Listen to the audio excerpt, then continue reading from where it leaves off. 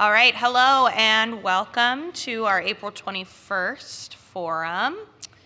I am Nasa Matt. My pronouns are she and her, and I am the Vice President of your Board of Trustees, here in place of our fearless, oh my gosh, don't tell him I said that, fearless leader.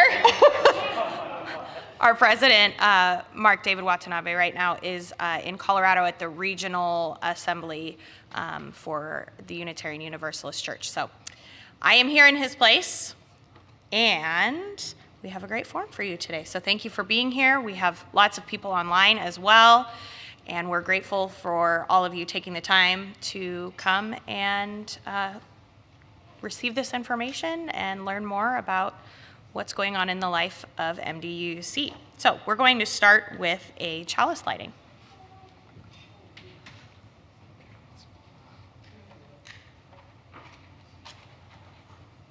These are the words of Wendell Berry. The love and work of friends belong to the task and are its health. Resting and rejoicing belong to the task and are its grace. Let tomorrow come tomorrow. Not by your will is the house carried through the night.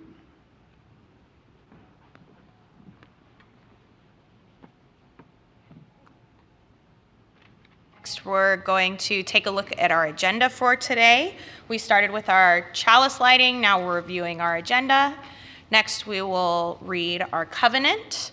We have some information about the finances of our congregation.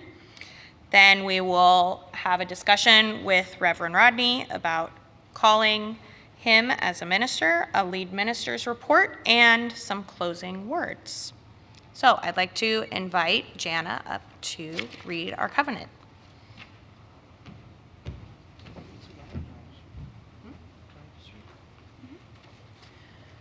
All right, good afternoon. The MDUUC Covenant of Right Relations. We speak and write directly, openly, and respectfully with each other.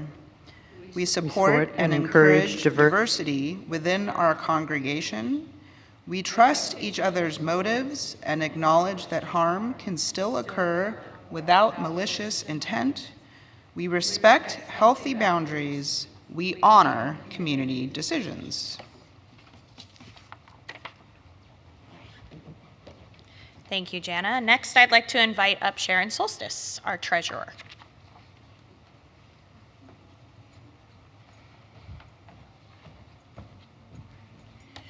Good morning. I'm Sharon Solstice. My pronouns are she and her. I just want to very briefly remind us that we have because of the way the calendar worked this year, we have a compressed pledge drive. And right now we're in the middle of pledge drive and also preparing the budget. And no surprise, these two things are intricately connected. We can't really create a budget unless we know how much money will be available to us. And so right now, I'm very happy to say that we're over halfway toward our goal. Yes. And I'm going to ask everybody who's hearing me who has not yet pledged to make a commitment to yourself to have whatever conversations, whatever discussions you need to have today. And before you go to bed tonight, make that pledge. And for those of you who have already pledged, all I can say is thank you.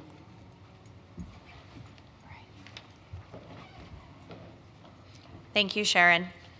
Next, I would like to invite up Emily DeFala, who is part of our Financial Sustainability Task Force.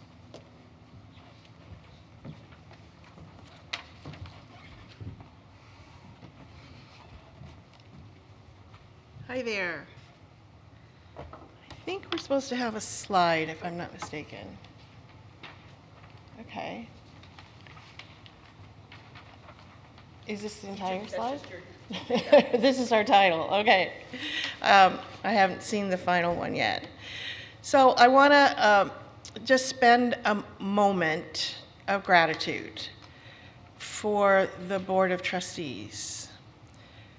And the reason I want to bring that to the forefront, because they are in the background all the time, is that their leadership and their foresight and their commitment to the strength and continuing of this organization is what led us to have the financial stewardship, the Financial Sustainability Task Force, and which is allowing us to think about the future of this organization, the financial sustainability of the organization, in a systematic way within this congregation.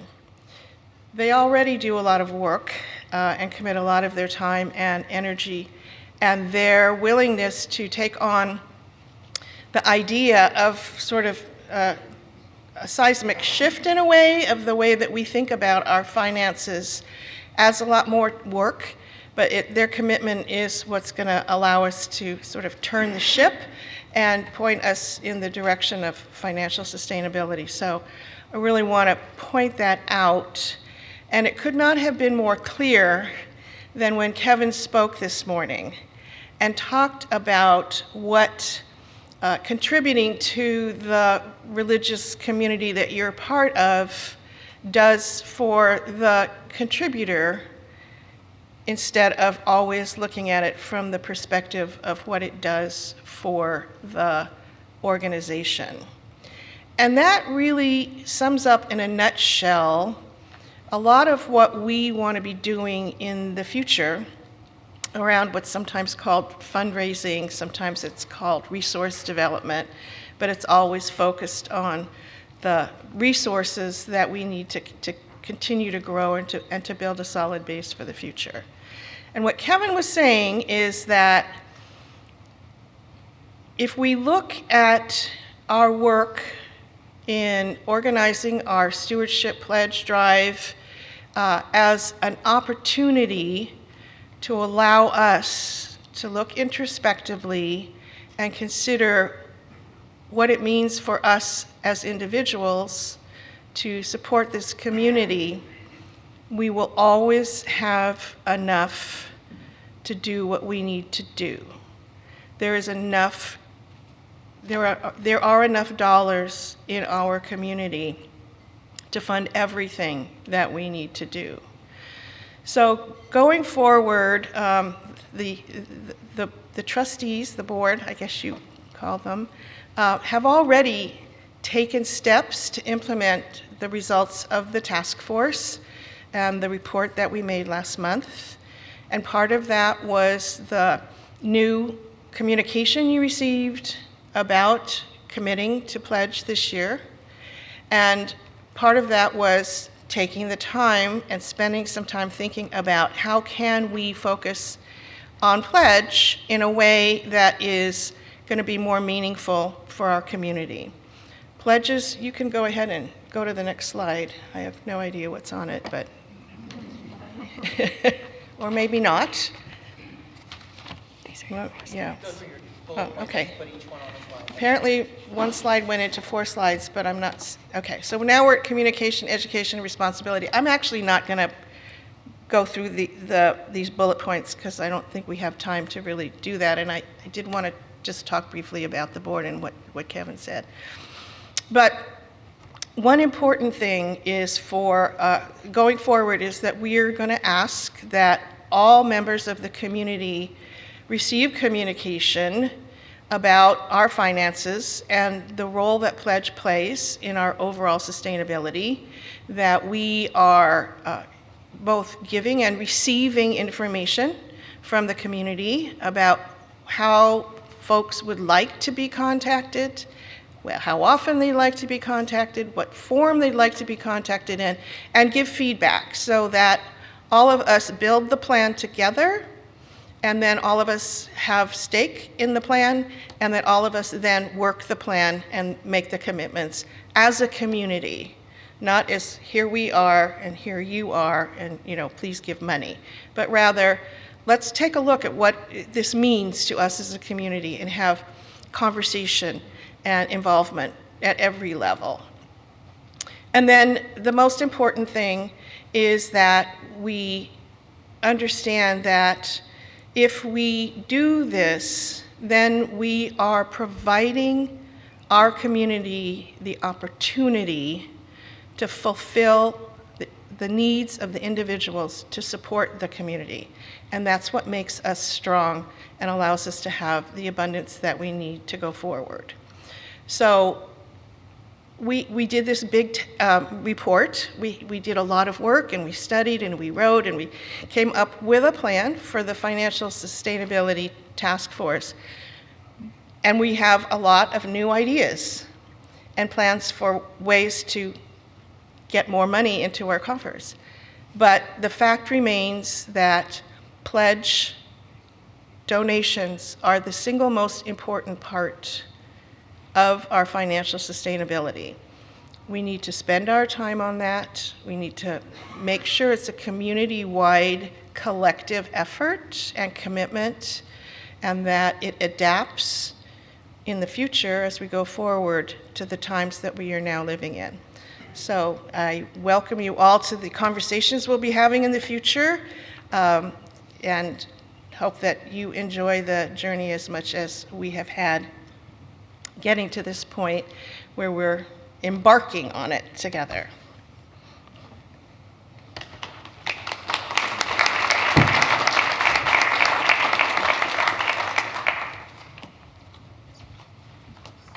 Thank you, Emily. And thank you to the Financial Sustainability Task Force and all the work that they did on this report. It's been really wonderful to have as a board. All right, we're going to shift gears here and talk about the call for Reverend Rodney to be an associate minister. And I would like to start by introducing our search committee that you approved at our special meeting earlier this year. So I am Nasa Matt. I'm the board liaison to the call committee. We also have Catherine Durr, Stacy Cranston, Peggy Kroll, Allison Ray, and then Bill Wurstenberg was not able to join us today, but he has been at some of the other meetings as well. So we are going to move into starting with frequently asked questions, things that have come up that we think are important questions, important information for us to learn about Reverend Rodney. And then we'll also open the floor to questions if there are additional questions that you have, additional questions in the chat. We will get to those after we do our frequently asked questions. So the first question, though, that I would like to invite Reverend Leslie to respond to is, why are we calling Reverend Rodney? Thank you, Nasa. So I did initiate this by asking the board to consider, and then we had conversations, and the board agreed to consider this process for calling Reverend Rodney Lemery as our associate minister. And I want to say that Rodney has been with us, this is his 4th year as a contract assistant minister. And the reason that I thought this was so important there were 3 main reasons. Number 1, I've had the opportunity since I received my second solo call with you all to work with a number of assistant ministers. And I will tell you that I have not had the opportunity to work with someone who is as dedicated and as diligent, and who already acts as if someone who has that, the idea of a call being someone who has a committed relationship with the congregation. Rodney does not act as if he's on a year-to-year contract with us. He acts as if he's deeply a part of the fabric of this community. And for that reason, I began to think about this. The other reason that is so important is that this congregation has been served by 2 ministers for the better part of the last 15, in addition to interns who are there to learn and are there as students, for the better part of the last 15, almost 16 years now. And at a congregation of this size and complexity, we need more than one called minister. And that is an important piece. And my last reason is that I am currently the president of the Unitarian Universalist Ministers Association, and as such, I get to hear a lot of stories about congregations that are without ministerial leadership because of the shortage of ministers in our movement. And when we have someone who is so amazingly committed, talented, and brings such a sense of faithful service, it would seem to me that it behooves the congregation to call Reverend Rodney as part of the long-term sustainability of this congregation. So those are my reasons that I asked the board, and I appreciate that they were willing to entertain that dialogue with me.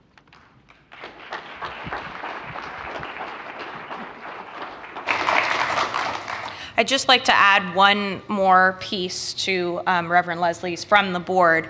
We want to be very clear, we are not calling Reverend Rodney to replace Reverend Leslie. We are calling Reverend Rodney to add to the glorious ministry team that we are curating here at our congregation. So just want to be very clear on that moment. So I would like to invite Reverend Rodney to the podium, and then we have some questions that we will pose to you.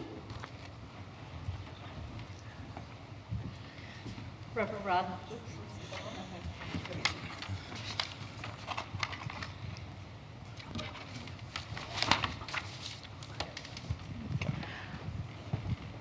Hi, Reverend Rodney. Leslie said something just now that really crossed my mind, because actually this morning when I was looking at the questions and what we were supposed to say, I thought I had to answer those questions myself, what you said. And it was really interesting because I've got to tell you, in the last 3 weeks, I touched bases with Reverend Rodney a lot. When Reverend Leslie wasn't here last week, one of our congregants I knew went into emergency. And I needed to tell someone, and it's like, oh, what do I do? And I did talk to other people involved, but I mentioned it to him, and I want you to know that a couple days later, he followed up, went to visit the congregant, talked to her a real long time, and brought her up to date all the things that he's been doing and what's been going on in our congregation. So it really touches my heart that you're being asked to consider being called. Anyway, my question is, tell us about your ministry, your call to ministry. Sure, I would love to do that. But first, I should just say that much like many of the answers I'm going to give you today, it's a partnership. And that particular example that you just gave the congregation didn't happen in a vacuum. I was texting with Reverend Leslie and asked what she thought what should be the response, because I am a contract minister right now, and as such, my portfolio is very delineated. It's justice and membership engagement. And so I'm very careful not to cross boundaries into other areas of the ministry of the church without lead ministry partnering, right? So I'm thrilled that my visit did what I hoped it would for that congregant, and I just want to lift up that it was done in partnership with Reverend Leslie.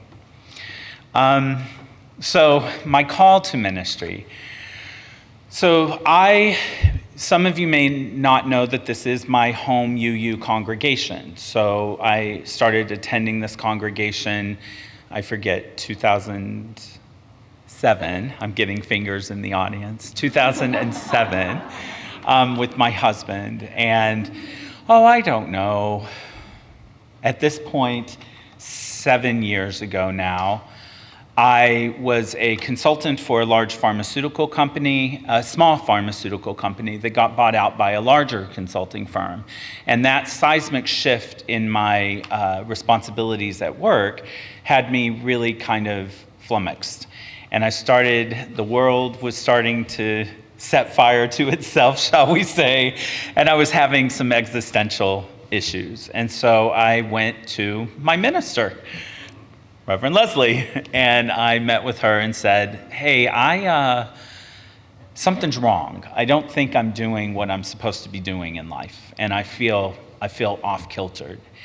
And she looked at me and she said, oh, I was waiting for you to come talk to me. And then she worked it out so that I could go to a introductory class over in Chicago at Meadville Lombard for the weekend. And I went, and I was with a bunch of prospective seminarians, and I just fell in love, and I figured out that this could be something that I see myself doing until I die. And that probably wasn't something I could have said about my old career, though I loved it. So that is essentially my call, and I will just say that the call is to something bigger than myself. And while I often will use God language, I know that that is not a comfortable language for all people. And certainly the God that I might speak of every now and then is not the God of my grandparents or my parents even. It's a mysterious mystery that we'll never fully understand. But it does drive me to serve the world in particular ways. Thank you. My name is Stacy Cranston. My pronouns are she and hers. And I think we have one more slide to go to. So why are you interested in becoming our called associate minister? I mean, I think Leslie kind of covered that in her first really lovely words, but I've been here for almost 4 years now, serving in a ministerial capacity, and while I guess I always know that I'm a contract minister, I don't walk through the world remembering that I'm just 1 year away from not having a contract. Like, I serve the congregation through Leslie's partnership right now as a contract minister. And I think being a formal called minister, for me, just solidifies the relationship with the congregation that truthfully I already have, and that I feel and hope you all feel that I already embody with you. I don't know how else to say that. I think that's probably good. Hi, I'm Peggy Kroll. I'm Peggy Kroll. My pronouns are she and her. So I have a question for Reverend Rodney, but first let me say, as Justice Minister, I've worked with Reverend Rodney for several years, and I think you can tell our justice programs, we've gone out into the community. It's not just what we talk about here, it's what we do. It's really all about action, and I think Reverend Rodney is good part of being responsible for that movement. So I look forward to more of that, Reverend Rodney. So I have a question for you. How would the responsibilities be divided between you and Reverend Leslie if called? Yeah, so we get that a lot. I think what Reverend Leslie and I have worked out is that we would like, for our own flexibility and joy in ministry, to have the ability every year to sit down with one another and work out a delineation path for the responsibilities of the church community. And then we would submit that recommendation to the board for approval.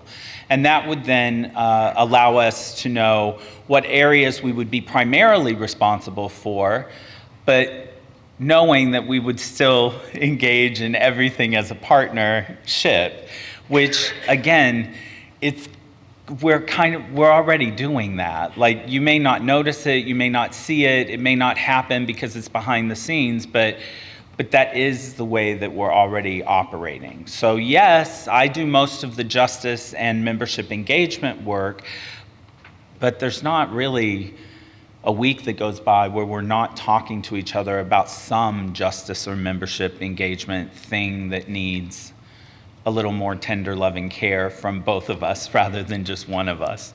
And vice versa, as we just demonstrated with Catherine, your story, that is pastoral care, not something that is in my current portfolio, but when it needs to happen, then Leslie and I partner with one another and make sure that the needs of this community are met, whatever that might look like, regardless of what a piece of paper tells us to do. Thank you. So let's dive into that working relationship for a minute. And the next question is, what would happen if you and Reverend Leslie do have a disagreement? So I love this question. I think Leslie does too, because the assumption in this question is that we don't have disagreements now. And honestly, I think for both of us, there is kind of I do feel very happy that is even a question that people are asking, because it means that our disagreements, when they happen, and they do happen, do not bleed themselves into the community in inappropriate ways. And I think that's really important. But we do disagree. But I will underscore this. Our disagreements are never about the philosophical direction and movement of this community. We have never, and she was my minister, so I never even disagreed with her then. Like, I've never disagreed with the direction and vision of the movement of this community into the future. Our disagreements are always boring and like really, yeah, like they're the hows, they're not the whys. It's the, well, put it in here and not in here. Well, why does it go in here? And then we hash it out, you know? And I think the important thing to remember is that, and I think this is why this is moving forward, because over the past 4 years, we've had so many opportunities to prove that we could look each other in the eye, break covenant, and then work to repair our covenant with one another. And Leslie and I are bound by more than just the church's covenant. We have the church covenant binding us, but we also have our professional organization, the UU Ministers Association, and there's a separate covenant in there dictating how we should behave.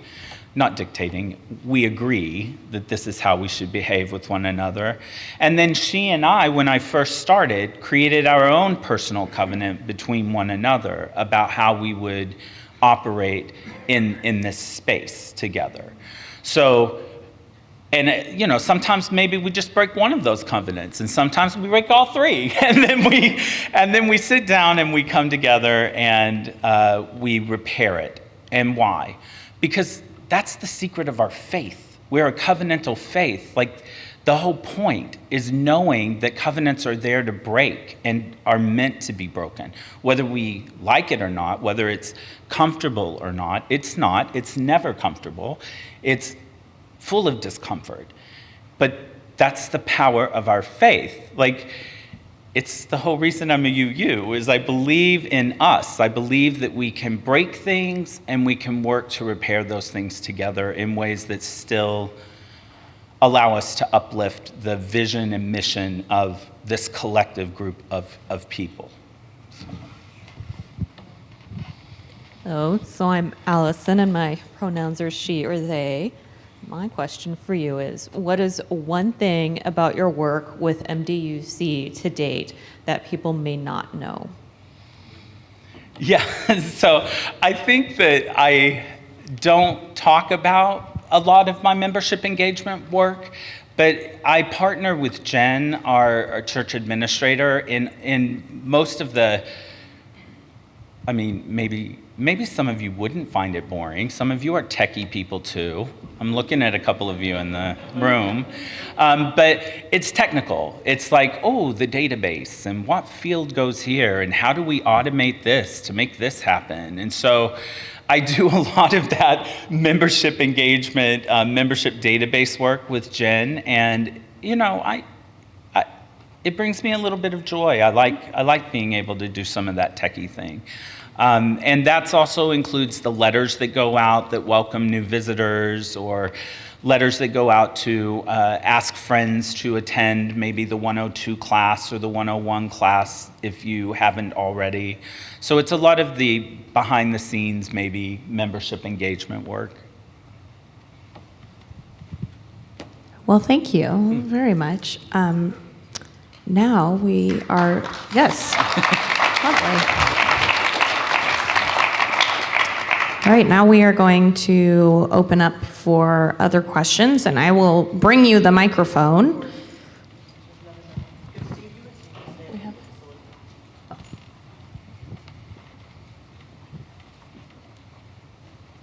We will bring you a microphone to speak into if you have questions.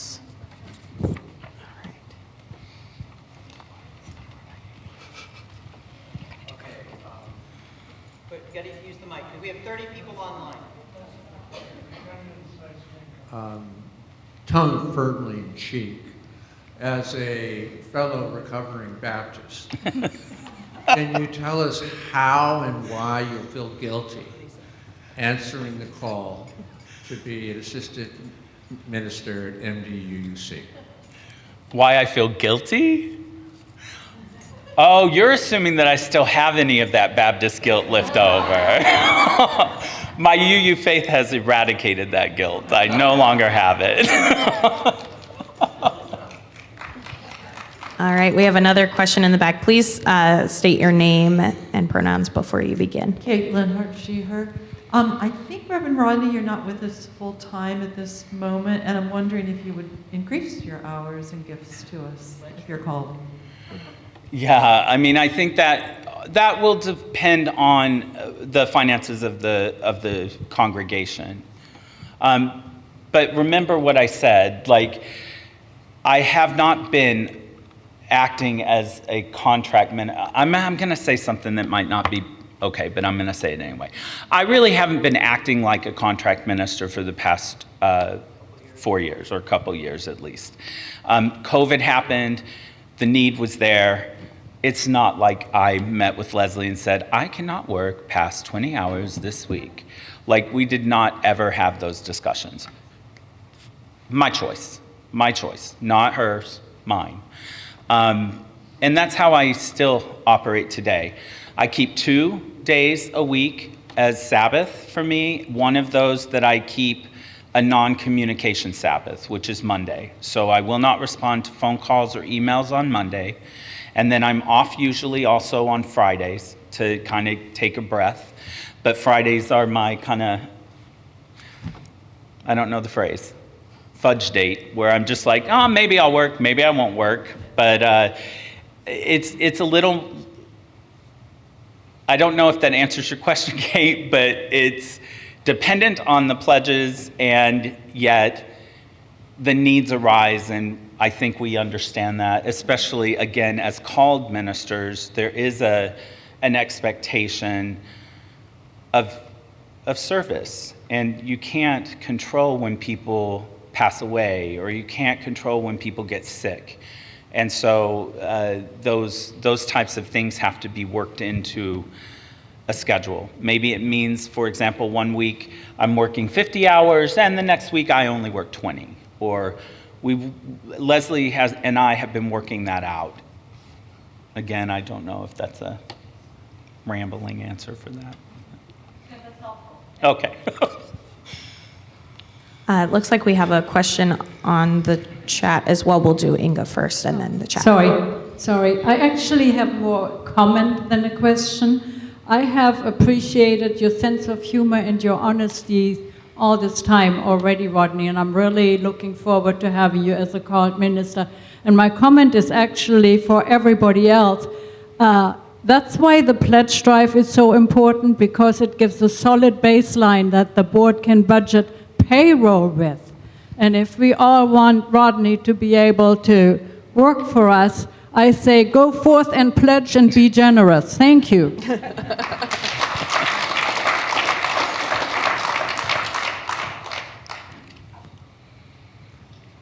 Okay. I have a first question from Penny Hackett Evans. Is the position Rodney is being considered for full or part-time?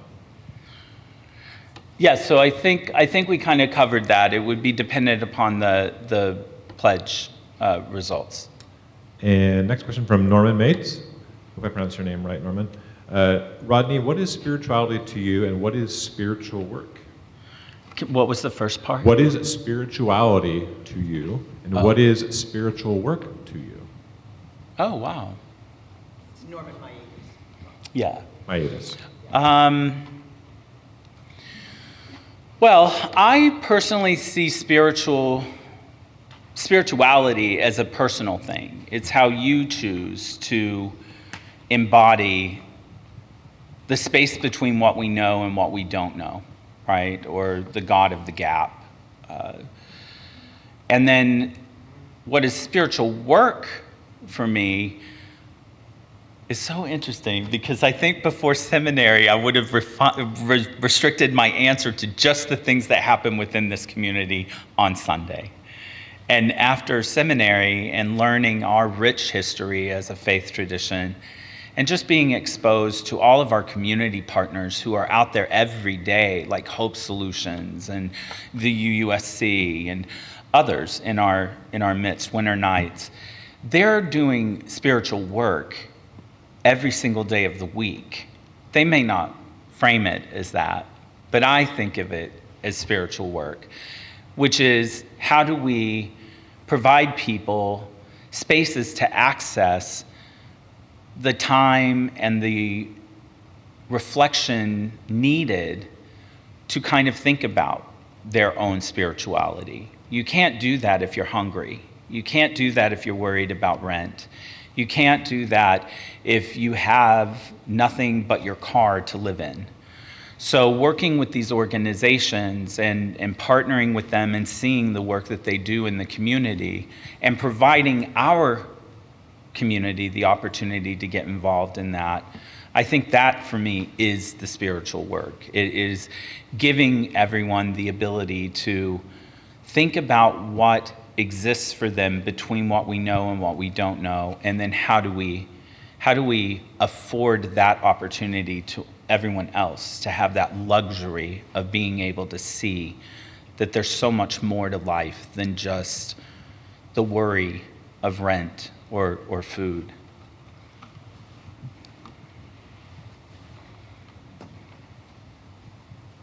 Hi. So I was wondering about your job duties when you are approved, how they will blend into the youth programs. Can you speak on that? Yes, so this came up at the other forum, and I think a lot of people may not know that when I first started at this church, as a public health professional back then, I immediately learned about OWL, Our Whole Lives, which is our UUA and the UCC's human sexuality program. And I immediately went and got certified to be an OWL facilitator. And I taught OWL for 5 years, the first 5 years that we were present on this campus. So much so that people thought only my husband went here.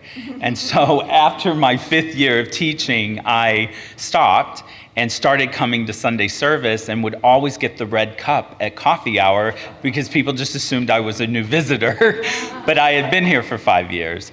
So the RE program is so important to me, and all of our youth and families are really critical to our faith as a whole, not just MDUUC, but it's the part that they may leave us in high school age and come back in their 20s or 30s, but they come back, and we know this from statistics. So imparting our hopes and values on those hearts and minds at a young age is so critically important. So I would hope that just like now, I substitute into the OWL class right now for our OWL high school, and I hope that that kind of support of the religious education program would continue with a call as well.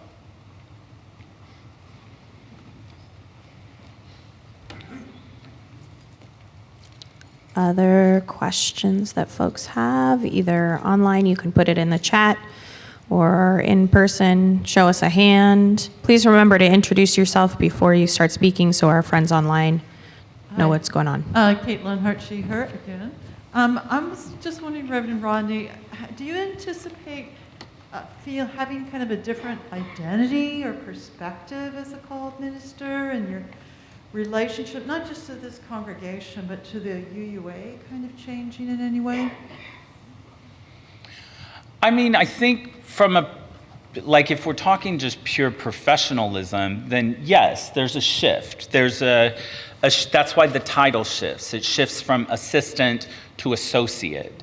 That's a delineation that our professional organization uses. So if you hear of someone who's an associate minister, they are most likely a contract minister with their organization. And an associate minister would be a called minister.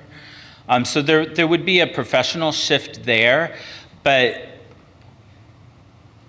I think, it's kind of like, to me, a marriage between the minister and the congregation, right? And that's the call. And that's why, like, an installation is kind of like the wedding between the minister and the congregation, at least in my mind's eye. I don't know if that's true or not. And so, Kate, I feel like for the past 4 years, we've already been married, and so now what we're saying is, yeah, we're just making it legal now. Like, I would like the ring.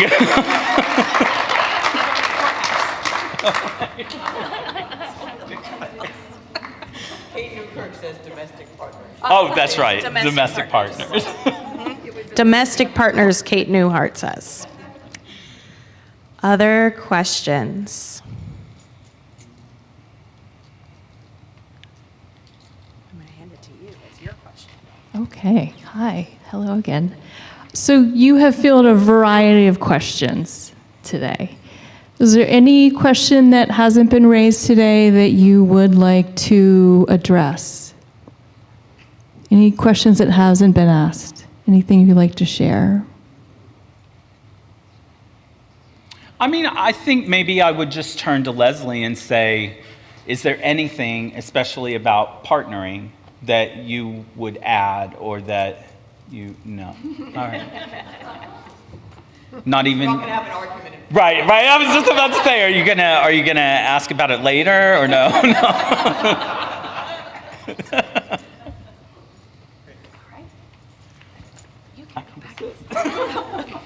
All right. Thank you very much, Reverend Rodney. We appreciate you. All right, so to wrap up our meeting, we're going to talk a little bit about some next steps. So currently there are additional meetings that are happening with Reverend Rodney. We'll talk dates on the next slide. After these meetings have concluded and the question and answer sessions have concluded, there will be a recommendation made by the search committee to the board. And it's very un-UU, it's like yes or no instead of shades of gray. So if the decision from the search committee is a no, the process will stop. If the recommendation from the search committee is a yes, then we will continue in the process, which would lead to a vote at our June congregational meeting by those who are members. And you have to be a member for at least 30 days before the meeting in order to vote. So I know Reverend Leslie, see, I'm already putting you together as Reverend, no, it's not gonna happen.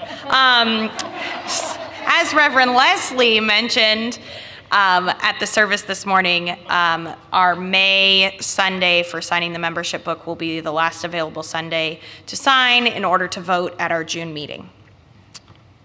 Next slide, please. All right, so our other meetings that the search committee is holding for similar question and answer sessions are, as you see here, Tuesday, April 23rd at 1 p.m., Saturday, April 27th at 11 a.m., and Sunday, April 28th at 2 p.m. All of these are in a hybrid format, so there will be a meeting on campus as well as on Zoom, so you may participate in the way that is most comfortable for you. Anything else I forgot? Yes, we have a brief minister's report before our closing words. This is like the haiku minister's report.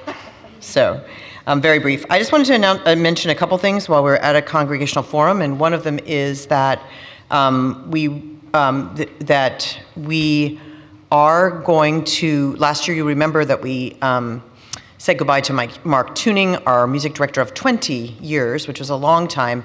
And by the time we got the news, we had very little time to fill that position. We're grateful for the search committee that worked on that, but we are going to reopen, as we had said we would at that time, for a wider search this year. And I have invited Ondine to be a candidate for that search, but we are going to do a broader national search, which we weren't able to do for a variety of reasons last year, including the fact that our national organization for music professionals was in disarray at this time last year and is now back online. So I just wanted to let folks know that and share that so that people are aware of that. And also just really appreciate those of you who have been reaching out and helping us encourage others to get their pledges in, because the conversations, this is a very tense time for our staff, to the points that Sharon and Emily made, because it is when we determine what our staffing will look like, and the pledges are really the basis upon which we make those decisions. So I would just ask, in addition to being considerate of our board members, which we always want to do, Nisa, there you are, but that you also, just as soon as you can, get your pledge in so that we can move forward with making decisions in the most reasonable way that we can. So thank you. All right, and I'm actually just going to ask you to do our closing words. Thank you all again so much for being here, for taking the time, and thank you to all of those who joined us online as well. We appreciate your presence. And now our closing words. These are the words of Wendell Berry. These were the words I had wanted to read as our opening words. Wrong Wendell Berry reading. We clasp the hands of those who go before us and the hands of those who come after us. We enter the little circle of each other's arm and the larger circle of those whose hands are joined in a dance, and the larger circle of all creatures passing in and out of life who move also in a dance to a music so subtle and vast that no ear hears it except in fragments. Thank you. And thanks to the plus 30 plus people online today.